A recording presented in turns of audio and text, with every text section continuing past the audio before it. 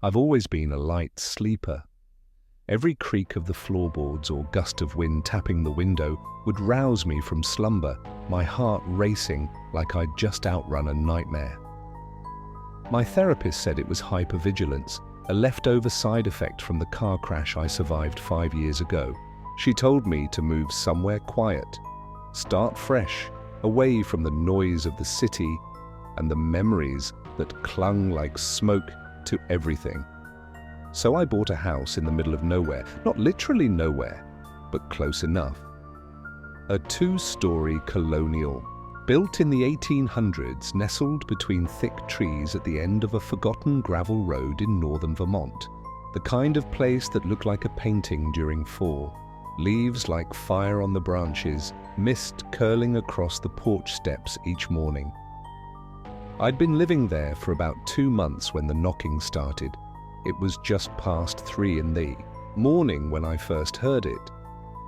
3 sharp knocks, steady, spaced out, like someone was trying to wake me without startling me. I sat up in bed, heart thudding. Knock, knock, knock. It came again, not from the front door, not from the windows, from inside the house, from somewhere downstairs. I told myself it was probably the wood contracting. Old houses make noise, right? Still, I grabbed the flashlight from my nightstand and crept down the stairs in my socks, careful not to make a sound. I checked every door, every window, all locked. No sign of forced entry. No footsteps on the dusty floor. Just silence and a kind of pressure in the air, like the house was holding its breath. I went back to bed. The next night, it happened again. Same time. 3:04 a.m. 3 knocks, hollow and deliberate. I began to think I was imagining it, dreaming maybe. That theory held until the following night when I recorded the sound with my phone. I played it back the next morning. 3 knocks clear as day. My skin went cold listening to it. I played it over and over, hoping it was some artifact, something explainable, but it wasn't. I uploaded it to a paranormal forum under an anonymous account. Asked if anyone had experienced something similar. Most of the replies were jokes. One stood out. Whatever you do, don't answer it. By the end of that week, the knocks changed. They came earlier, 2:51 a.m. the next night, then 2:32, then 2:07 always. 3. Always from inside. Then I noticed something worse. The knocks were getting closer. At first, they came from the parlor below me, then from the dining room, then the hallway, then the stairs. The night they knocked just outside my bedroom door, I nearly lost my mind. I didn't open it. I barely even breathed. I sat there in bed, clutching the blanket like a shield, the flashlight dead beside me. The knocking came again, 3 slow, dragging pounds that made the wood groan, and then silence. Until I heard the doorknob twitch. Just a small, metallic tremble, like someone trying it gently, not quite turning it, just testing it. I didn't sleep that night, or the night after. I set up cameras, audio recorders. I even sprinkled flour on the floor outside my room, desperate to catch footprints. I was grasping at sanity, watching it slip through my fingers. No footage ever showed anything. But every morning, the flour was disturbed, smudged, dragged, as if something had slid through it, on its belly, something with fingers. A week later, I left the house and drove 3 hours to stay in a hotel. I needed rest. Clarity, proof I wasn't losing my mind. That night, no knocks, no movement, no dreams, just deep, dreamless sleep. I woke up feeling almost human. I was halfway through my continental breakfast when I checked my phone, a notification from my security camera app. Motion detected. 3 a.m. I watched the clip. It showed my bedroom door, quiet, still. Then the knob turned. Slowly. The door creaked open. Something slid into the room.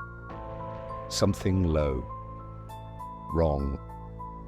Like a person moving without bones, crawling with twisted limbs, its hands dragging behind it, long fingers clawing the floor. It moved straight to the bed and then just stared. The thing didn't move for nearly an hour, just sat there, crouched, watching the empty bed like it was waiting for me.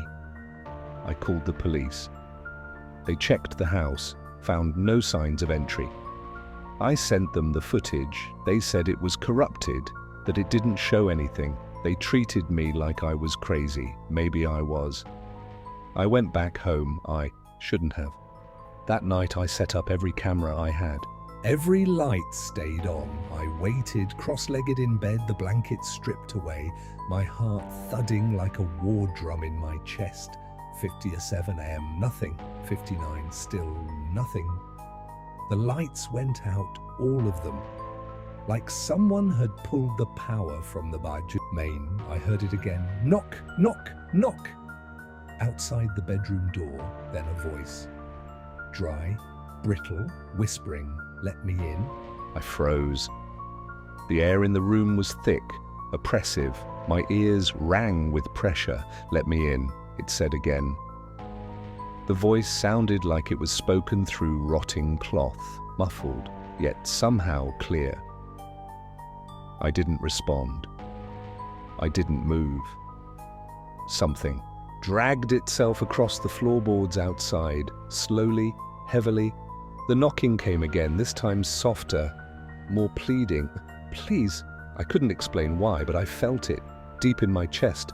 If I opened that door, something terrible would happen. Something final. I stayed still until sunrise. The knocking didn't come again. Not that night. The next day, I sealed the door with furniture. I called a priest. He told me it sounded like I was dealing with something old, not a ghost, not a person. He said the house might be a thin place, a place where the barrier between our world and something else had worn thin.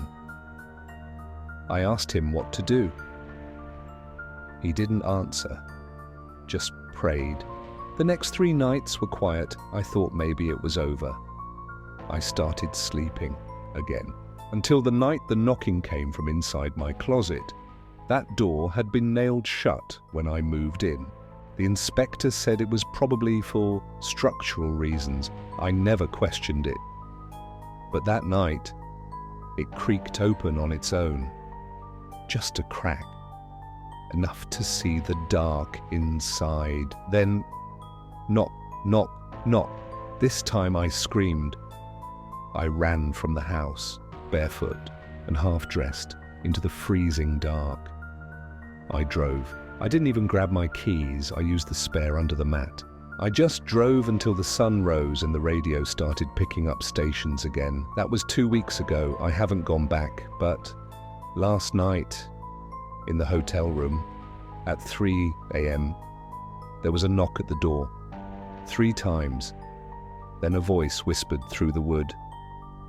"You forgot something." I didn't answer, but I know it's following me now. I can feel it. Waiting, knocking, closer, each night, wherever I go. I'm writing this down in case something happens to me. I don't know what it wants. I don't know what it is. But I know the rules now. Don't speak to it. Don't answer. And never, ever open the door.